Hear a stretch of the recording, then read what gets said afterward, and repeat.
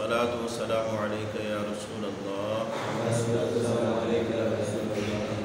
وعلى آلك وأصحابك يا حبيب الله الصلاة والسلام عليك يا نبي الله وعلى آلك وأصحابك يا نور الله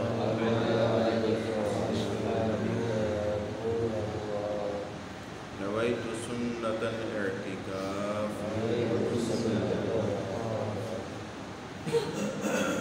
فرمان مصطفیٰ صلی اللہ تعالی علیہ وآلہ وسلم، جس نے جمعہ کے دن مجھ پر 80 بار درود پاک پڑھا، اللہ تعالیٰ اس کے 80 برس کے گناہوں کو معاف فرمائے گا۔ صلو علی الحبیب صلی اللہ تعالی علی محمد صلی اللہ تعالی علیہ وآلہ وسلم۔ پیارے پیارے اسلامی بھائیوں، آج سورۃ النور آیت نمبر 13 اور 14 کی تلاوت، ترجمہ اور تفسیر سنیں۔ اعوذ باللہ من الشیطان الرجیم، بسم اللہ الرحمن الرحیم۔ لولا جاءوا علیہ بأربعة شہداء فإذ لم يأتوا بالشہداء فأولئک عند اللہ هم الكاذبون۔ ولولا فضل الله عليكم ورحمته في الدنيا والآخرة لمسكم فيما أفضتم فيه عذاب عظيم۔ ترجمہ کنز العرفان۔ اس پر 4 گواہ کیوں نہ لائے؟ تو جب وہ گواہ نہ لائے تو وہی اللہ کے نزدیک جھوٹے ہیں، اور اگر دنیا اور آخرت میں اللہ کا فضل اور اس کی رحمت تم پر نہ ہوتی تو جس معاملے میں تم پڑ گئے تھے اس پر تمہیں بڑا عذاب پہنچتا۔ لولا جاءوا علیہ، اس پر کیوں نہ لائے؟ اس آیت مبارکہ میں اللہ تعالیٰ نے بہتان لگانے والوں سے فرمایا کہ وہ اپنے بہتان پر گواہ کیوں نہ لائے جو اس کی گواہی دیتے، اور جب وہ گواہ نہیں لائے تو وہی اللہ تعالیٰ کے نزدیک جھوٹے ہیں۔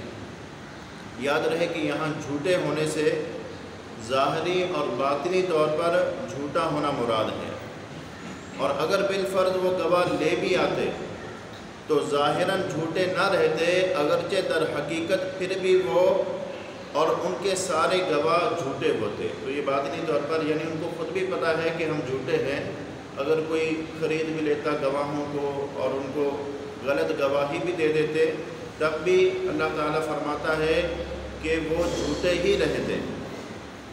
اور آگے فرمایا ولولا، اور اگر نہ ہوتا۔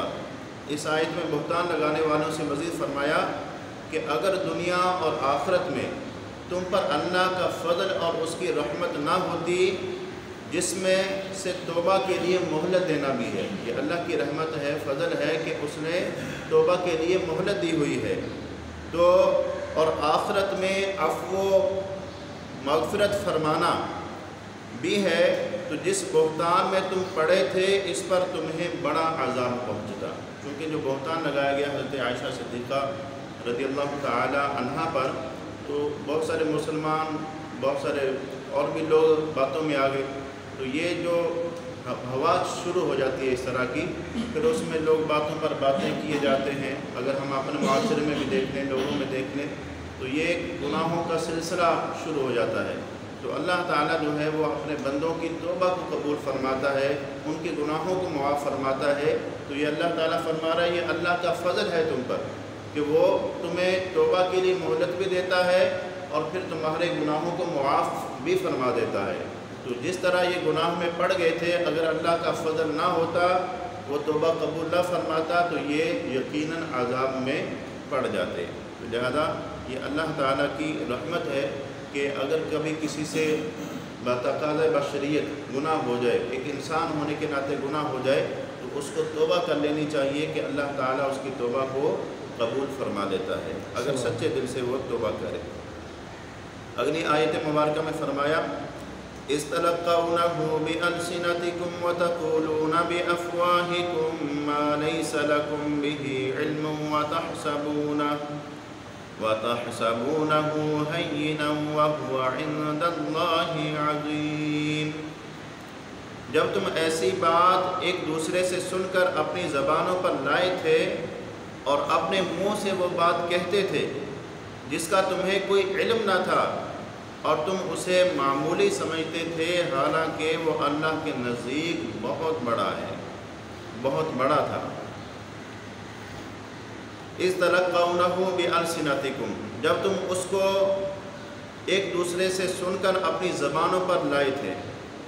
اس آیت مبارکہ میں ارشاد فرمایا کہ یہ بڑا عذاب اس وقت پہنچ جاتا جب تم اس بہتان کو ایک دوسرے سے سن کر اپنی زبانوں پر لائے تھے اور اپنے منہ سے وہ بات کہتے تھے جس کا تمہیں کوئی علم نہ تھا، اور تم اسے ہلکا سا معاملہ سمجھتے تھے اور خیال کرتے تھے کہ اس میں بڑا گناہ نہیں، حالانکہ وہ اللہ تعالیٰ کے نزدیک جرم عظیم تھا، بہت بڑا گناہ تھا۔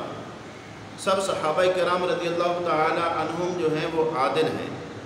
اس سے معلوم ہوا کہ بعض صحابہ کرام رضی اللہ تعالی عنہم سے گناہ اور معصیت صادر ہوئی، مگر وہ اس پر قائم نہ ہوئے بلکہ انہیں توبہ کی توفیق ملی۔ لہذا یہ درست ہے کہ سارے صحابہ کرام رضی اللہ تعالی عنہم عادل ہیں۔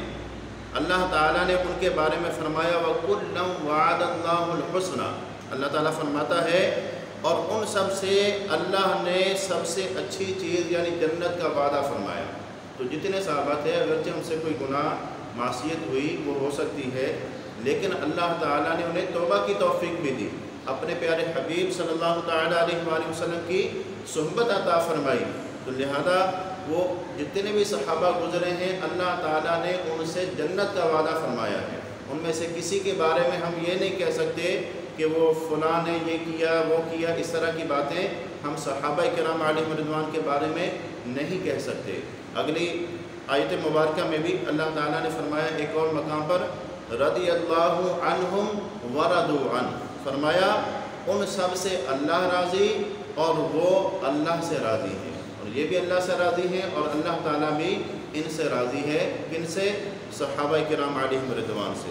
لہذا یہ بات ظاہر ہے کہ اللہ تعالیٰ فاسق سے راضی نہیں ہوتا اور نہ اس سے جنت کا وعدہ فرماتا ہے۔ تو لہذا صحابہ کرام علیہم رضوان سبھی کے سبھی عادل تھے، فاسق کوئی نہیں تھا، اور سب اللہ تعالیٰ کے پیارے تھے، اور اللہ تعالیٰ نے ان سے جنت کا وعدہ فرمایا اور اللہ تعالیٰ ان سے راضی ہوا۔ اللہ تعالیٰ سے دعا ہے کہ اللہ تعالیٰ ہمیں قرآن مجید فرقان حمید کو پڑھنے، سمجھنے اور اس کے احکامات پر عمل کرنے کی توفیق عطا فرمائے۔